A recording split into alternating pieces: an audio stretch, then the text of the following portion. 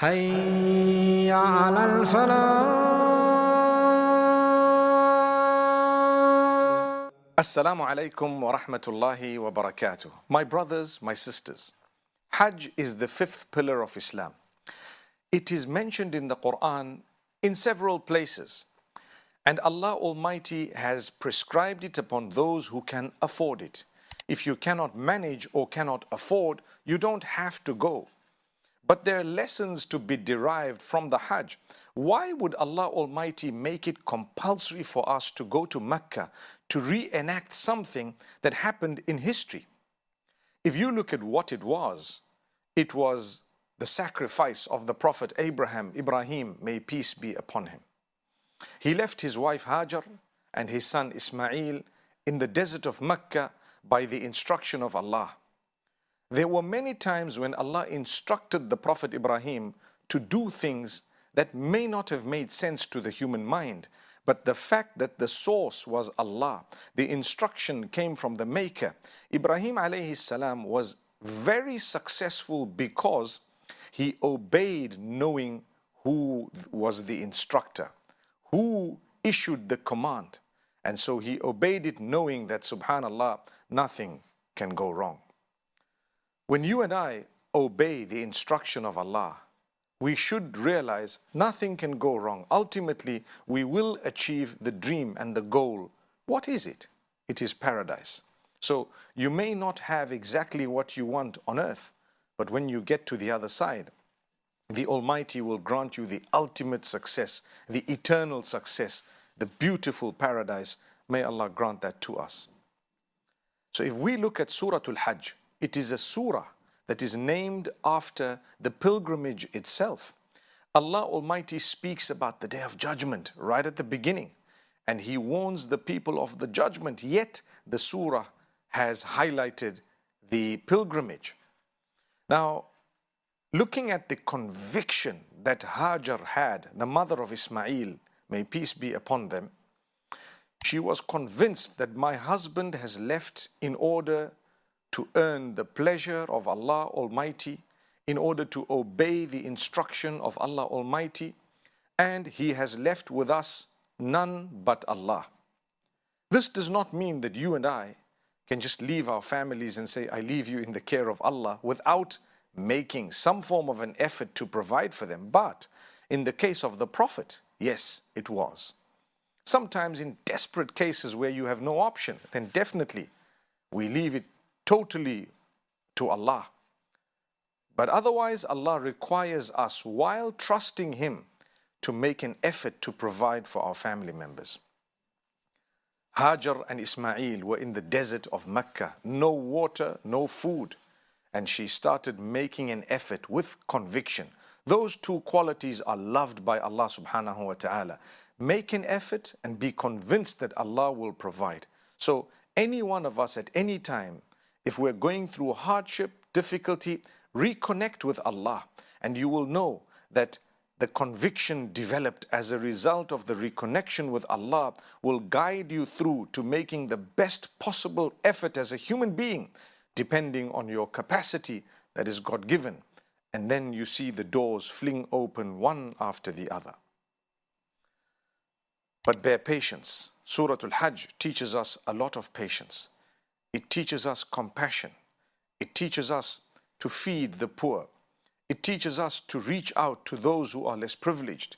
It teaches us that when we do something for the sake of the Almighty, even if it is something within ourselves or in a smaller circle, if the Almighty would like it to grow, it will grow beyond our imagination. Look at the Hajj, where Allah Almighty asks Ibrahim, may peace be upon him, to announce the Hajj. Verse number 27 of Surah Al-Hajj. وَأَذِّن فِي النَّاسِ بِالْحَجِّ يَأْتُوكَ رِجَالًا وَعَلَى كُلِّ ضَامِرٍ. Allah subhanahu wa ta'ala says, you announce this Hajj. The people will come from all over, from the furthest points, from the valleys. They will come on every lean camel and every ravine. Subhanallah. They will come from all over. But at that particular time, there were no loud hailers, let alone the internet or telecommunication as we have it today. You wouldn't have been able to boost your post. You wouldn't have been able to get people to retweet, etc. No. But what there was the help of Allah. When something is done for the pleasure of Allah, it will be granted the correct growth. And if Allah wants it to grow, nothing can stop it. And if Allah does not want something to grow, nothing will make it grow, no matter what. So my brothers and sisters, this conviction is what we learn from the Hajj. We make an effort, we bear patience, and we're convinced about the result. Anything we do in life, we should bear patience. The fruit is born, but not immediately. You will bear the fruit, or the work, the job, or whatever it may be, shall bear fruit. You will see it, you will taste it, inshallah. But in all honesty, that is only if Allah wills. You need a lot of patience. You need hard work, and you need conviction in Allah. When you're convinced that Allah Almighty will help you, He will guide you, He will open your doors, then Allah Almighty requires you to bear patience. The Prophet Moses, may peace be upon him, also again in Revelation, Allah Almighty says to him, we have answered your prayer when you prayed against the Pharaoh, but you will see the result of it in due course. In the meantime, we want you to pray. We want you to bear patience. That's what it was. So remain dedicated to Allah. Here is Hajar running from Safa to Marwa, the two mounts in Makkah al-Mukarramah. And she was running from one to the other with the idea of searching for water. She was searching for a sign of life. And subhanallah, the water started gushing. The birds began to fly. The people then came, and the city of Mecca was established. MashaAllah. Something so miraculous, so unbelievable. It's only Allah who can do that. Imagine from nothing. Many of us have actually been helped by Allah in a way that's unimaginable.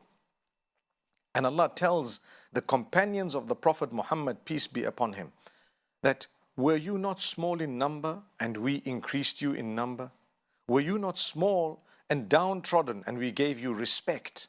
We gave you honor. How many of us have been honored by Allah? We've been through in our lives days when we didn't even know if we would survive.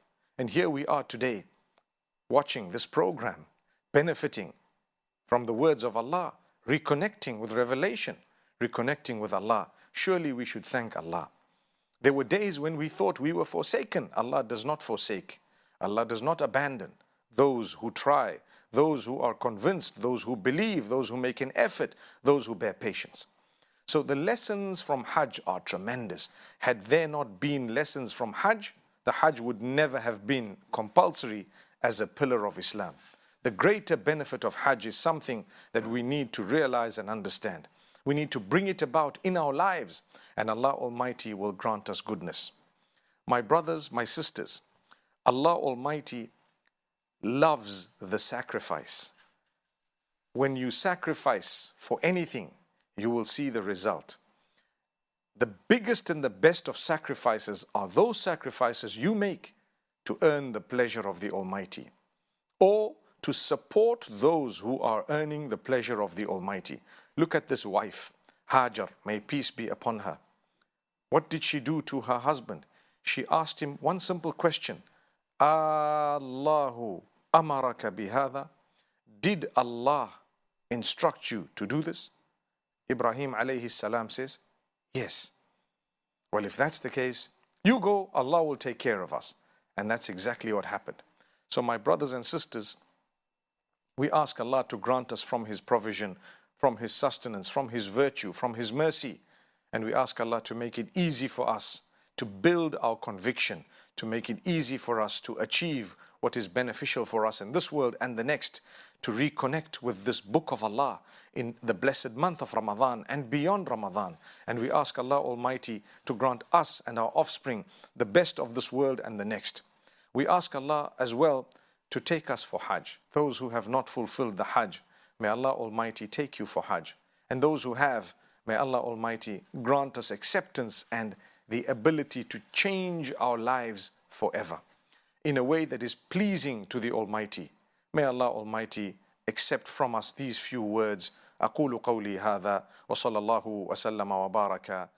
Thank you so much for listening to the short message. I pray that it has increased you in a little bit of motivation and hope, and the same applies to all of us. Jazakumullah khair. Assalamu alaikum wa rahmatullahi wa barakatuh.